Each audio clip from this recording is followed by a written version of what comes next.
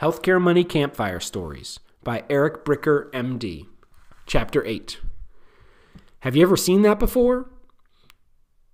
It was my second to last call in the ICU toward the end of my final year of residency. In the past 3 years, I had seen a lot. I had seen a 19-year-old college student with an infected blood clot in her neck and lungs go from being intubated on a ventilator and having only about a 33% chance of living to walking out of the hospital 3 weeks later. I had also seen people pass away. High highs and low lows. In the Hopkins Medical ICU, there were 2 senior residents who would take call with 2 interns overnight. 1 intern for each resident. The 2 teams of 2 would alternate taking admissions to the ICU either from the ER, transfers of worsening patients in other parts of the hospital, or transfers of ICU patients from community hospitals to Hopkins. My fellow resident had just taken an admit, and now I was up. I received a call from the ER about a new patient. Mr. L was a 42-year-old male IV drug user with a fever, elevated white blood cell count, possible pneumonia on chest x-ray, and positive blood cultures for bacteria. His blood pressure was in the 100s over 60s, tachycardic at 120 beats per minute, and he had already received 2 liters of IV fluid. Antibiotics had been started. The ER had already put in a central line as well, since they had trouble starting a peripheral IV. His blood pressure had been trending down. He had been in the ER for a while. They wanted to admit to the ICU for sepsis. I said I'd be right down to see him. He possibly had endocarditis, an infection of the lining of the heart. A person can contract endocarditis from shooting drugs with a dirty needle. Bacteria on the needle travels through the bloodstream and attaches to the lining of the heart. From there, it multiplies and jumps back into the bloodstream to travel to other parts of the body. If he had pneumonia too, it might be from the same bacteria spreading from his heart to his lungs. When I saw Mr. L in the ER, he was receiving oxygen through a nasal cannula on his face. He was covered with blankets. He was shivering mildly, but otherwise looked relatively comfortable. His eyes were open. He was able to shake my hand and tell me his name. That's a quick test of blood flow to the brain and mental function. If you can shake someone's hand, your brain is working well enough to recognize a social gesture, move your hand, and coordinate it so that it reaches the other person's hand. That's a pretty complicated thing to do. It was a good sign.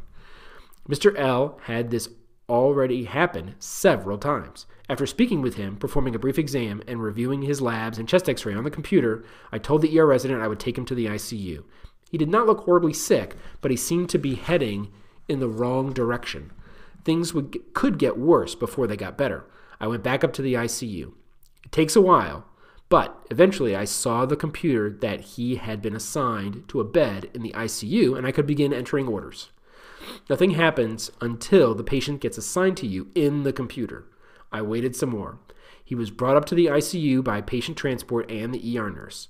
At this point, he had received another liter of fluid, and he had another bag going, wide open.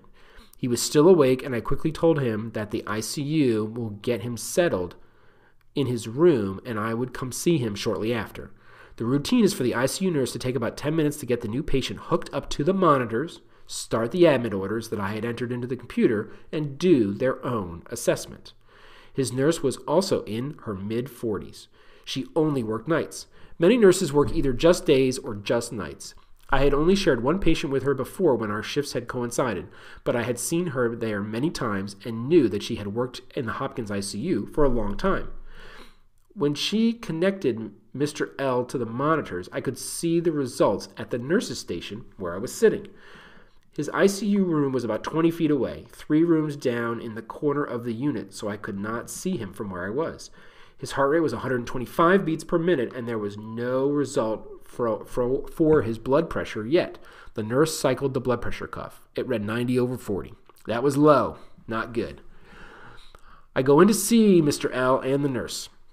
Given that his blood pressure was too low, I asked the nurse to put his IV fluids in a pressure bag and start another bag of IV fluids. He was probably going to need vasopressors, powerful IV medications that cause the heart to artificially pump harder to keep the blood pressure up. We were taught to fill the tank first before starting the vasopressors, meaning to make sure the patient had enough IV fluids first to make sure the vasopressor medication was as effective as possible. Mr. L's eyes were still open. He was shivering more. He looked scared. I could hear his muffled voice through the face mask. "I don't feel good." "I'm sorry, Mr. L. We're going to give you more fluid to bring your blood pressure up. It's a little too low right now. That's probably why you're not feeling well." He nodded his head like one who would acknowledge understanding. "What else do you need?" I asked the nurse. The ICU nurses often have additional orders that they need for a patient, and I wanted to make sure I put those in the computer too. As soon as I said this, Mr. L began to shake more violently, both arms and both legs. The nurse and I both looked at him. 1 second later, we saw both of his arms start to slowly rise from his side while still shaking. His legs started to rise off the bed too. Only about 3 or 4 inches, but we could see the blankets rise from his feet underneath. 1 more second passed. His arms rose higher and higher. They were pointed straight toward the ceiling, still shaking, and his back began to arch. It looked like someone was pulling up his body from strings coming down from the ceiling. Then, beep! It was the well-known and dreaded sound of the monitor when it goes from registering the rapid beat of each heartbeat to the long, constant beep when it can no longer pick up heartbeats. The nurse and I instantly locked eyes. "Call a code," I told her. She flipped the blue switch on the wall that activates the code alarm in the ICU. The rest of the night was a blur. We brought his heartbeat back, and he was intubated and put on a ventilator. His heart stopped again. We coded him again. His heart started beating again. Repeat the cycle about 3 more times over the course of the night. Amazingly, the last time, his heart kept beating and stayed beating. At Mr. L's bedside, the nurse took a few minutes to arrange his IV lines and straighten up the mess of supplies that is typically created during a code. I'm there as well. It was quiet. I asked her, "Have you ever seen anything like that before?" "What? You mean with his arms?" "Yeah." "No. I've been here for 10 years, and I've never seen that," she finished. I didn't say this, but it looked like Mr. L's soul was being pulled, or rather ripped, out of his body. He never regained consciousness. Sure, it could have been a seizure from low blood pressure to the brain, but it seemed awfully coordinated and purposeful for just the seizure. It was about 7 a.m. With a lot of people's help, we were able to track down Mr. L's sister. She had arrived at the hospital and was in Mr. L's room. She wanted to see him.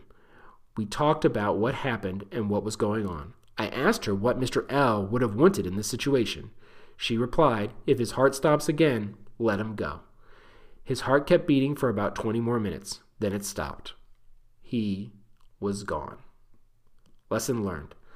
There is something unseen in us. Our bodies are vessels for spirit. The business of healthcare is a business that contends with that spirit, an unseen power that we do not fully understand and that we cannot fully control.